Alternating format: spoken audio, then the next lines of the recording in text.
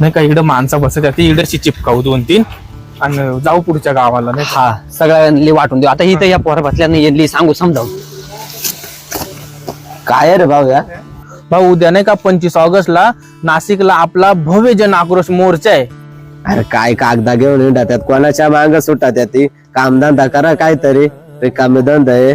भाऊ आधी वाचून मुद्दा समजून घे मग तुला काय बोलायचे ते नाही रे बाबा टाइम नाही आम्हाला उद्या कामाला जायचे वाचाय फिचाय टाइम नाही. भाऊ नेमकं 2-3 मुद्दे समजून घे आणि मग तुला काय बोलायचं त्या बोल. हे सगळं आपल्यासाठी आणि आपल्या हक्कासाठी चालू आहे.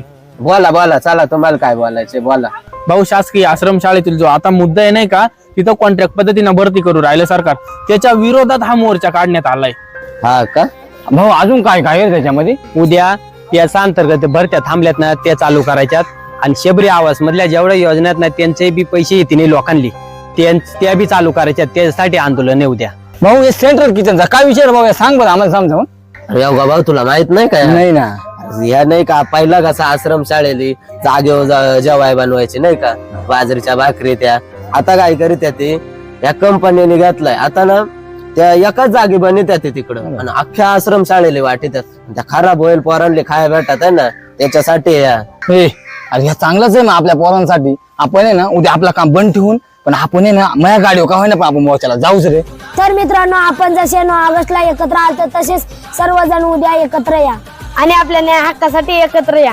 तर मित्रांनो उद्या उलगुलांजन आक्रोश मोर्चा चलो नाशिक. हे उचल तिरका मान सोड दुश्मनावर बाण. उचल तिरका मान सोड दुश्मनावर बाण.